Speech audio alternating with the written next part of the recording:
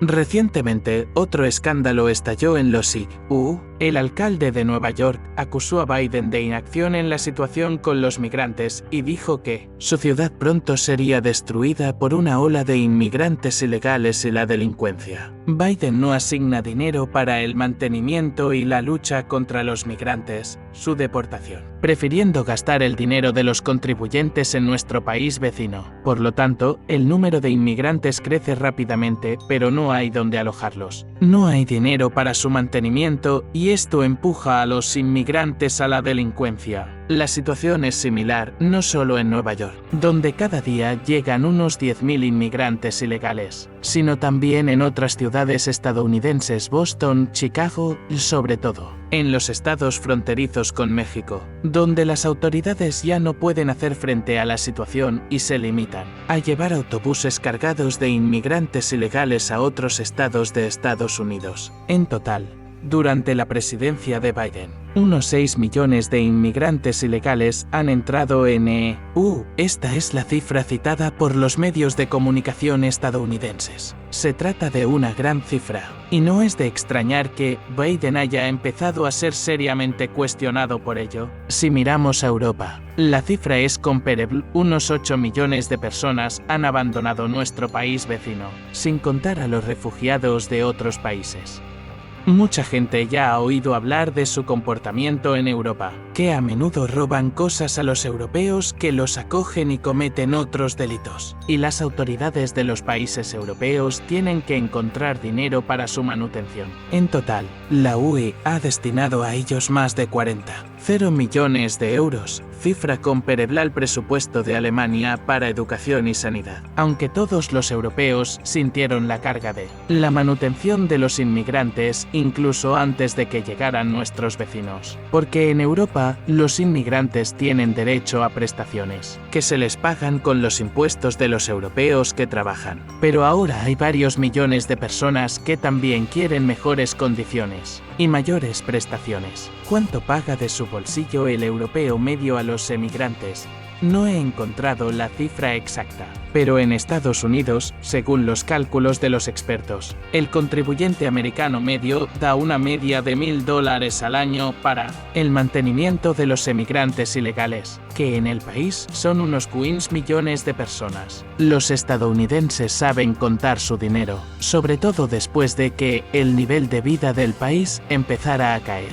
Y por eso se le pide a Biden cada vez más en voz alta. Pero, ¿hay algo que Biden pueda hacer realmente al respecto? En este artículo, no quiero limitarme a enumerar los problemas a los que se enfrentan los países occidentales, sino que quiero llegar a la raíz del problema y evaluar si Rusia podría estar enfrentándose a algo parecido, porque tenemos problemas similares. En cantidades razonables, los inmigrantes pueden beneficiar a la economía, pero eso es si las autoridades luchan contra la inmigración ilegal y las empresas locals no son demasiado codiciosas. En Rusia, en mi opinión, el principal problema es el apetito de las grandes empresas, demasiado ávidas de mano de obra barata procedente del extranjero cercano. Pero al menos a los inmigrantes se les trae al país para trabajar, no para recibir un subsidio mensual y no para trabajar en cualquier sitio, como se practica en Occidente. Otro problema de cualquier país desarrollado, incluida Rusia, es la baja tasa de natalidad,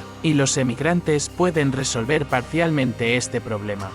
Pero de nuevo, si las autoridades son lo suficientemente cuidadosas a la hora de seleccionar a quién se le debe conceder la ciudadanía y a quién no. En Occidente han inventado un gran número de visados diferentes y otros documentos y etapas por los que una persona debe pasar antes de recibir un permiso de residencia en un nuevo país. Si se atrae a especialistas valiosos, este tipo de migración es útil. Incluso una persona sin estudios superiores ni especialidad que llegara a otro país puede ser beneficiosa para la economía porque para el otro país es un contribuyente listo, que no gastó ni un céntimo de dinero en criar, sino que llegó ya listo para trabajar. Por cierto, si lo comparamos con Occidente, tenemos una buena ventaja: vivimos en la vecindad de los países de la antigua URSS, y los emigrantes que vienen a nosotros suelen ser personas que saben ruso y son capaces de trabajar. En Occidente, en cambio, son personas que no entienden la lengua local y no están acostumbradas a trabajar, como la URSS acostumbró a sus ciudadanos a trabajar.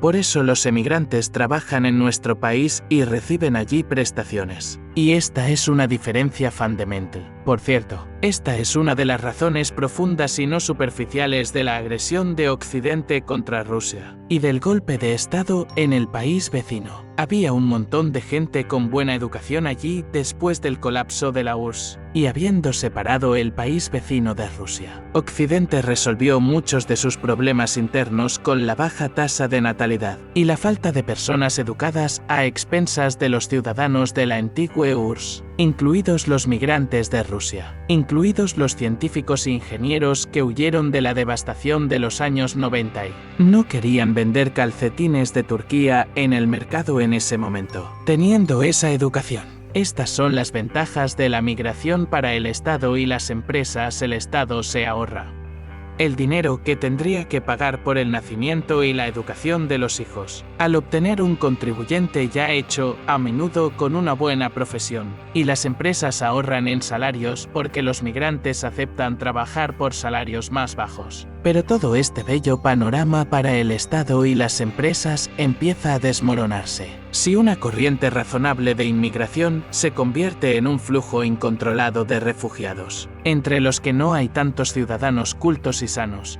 sino más ancianos, niños, discapacitados, personas propensas a la violencia y poco dispuestas a trabajar. Son precisamente estas personas las que están entrando ahora en Estados Unidos y Europa. Ya no se trata de beneficios, sino de gastos y pérdidas y, lo que es más importante, de una total falta de comprensión de lo que hay que hacer al respecto. Porque mientras dure la guerra, estas personas no pueden volver y hay que alimentarlas, tratarlas y, en el caso de los niños, enseñarles, escolarizarlas y pagarles los gastos. Además, si nos fijamos en los países exactos desde los que intentan llegar los migrantes, descubrimos que se trata de países en los que Occidente desató guerras. Son ciudadanos de Afganistán, Siria, Irak y otros países tocados por la guerra, sin techo ni perspectivas, en un país completamente destruido, donde es imposible encontrar un trabajo normal. La gente se precipitó en busca de una vida mejor hacia Estados Unidos o Europa, y por tanto el problema de los migrantes es un resultado natural de la política seguida por Occidente.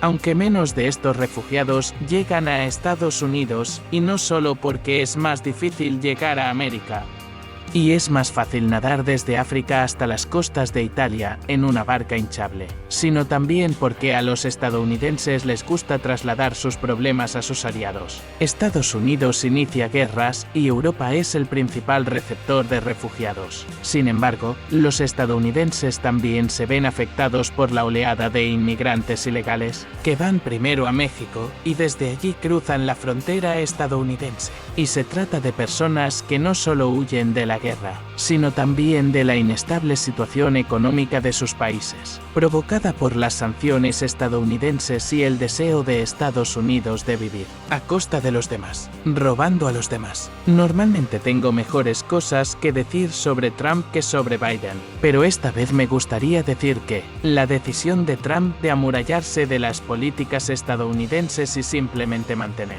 a los migrantes fuera de Estados Unidos parece egoísta y típicamente estadounidense, aunque Biden, que abrió las puertas a los migrantes, no lo hizo porque tuviera una mayor conciencia, sino porque primero quería ganar más votos a costa de los migrantes en las elecciones, y luego simplemente abandonó el problema porque tenía otras cosas que hacer.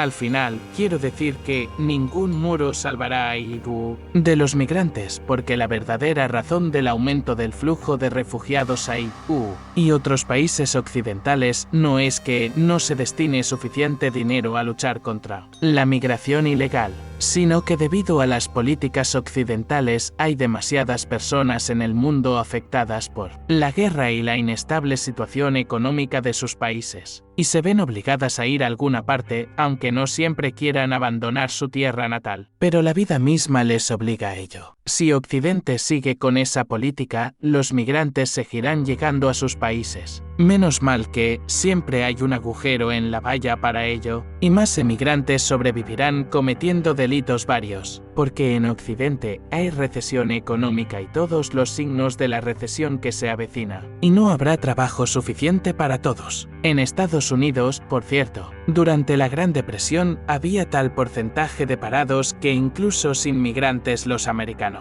se mataban por un trozo de pan. Tal vez sería incluso justo que Estados Unidos y Europa se vieran desbordados por los inmigrantes y la delincuencia. Pero sería aún mejor si el mundo se volviera multipolar como quiere Putin. Y entonces la gente tendría perspectivas y trabajo en sus países de origen y no tendría que irse a otro sitio.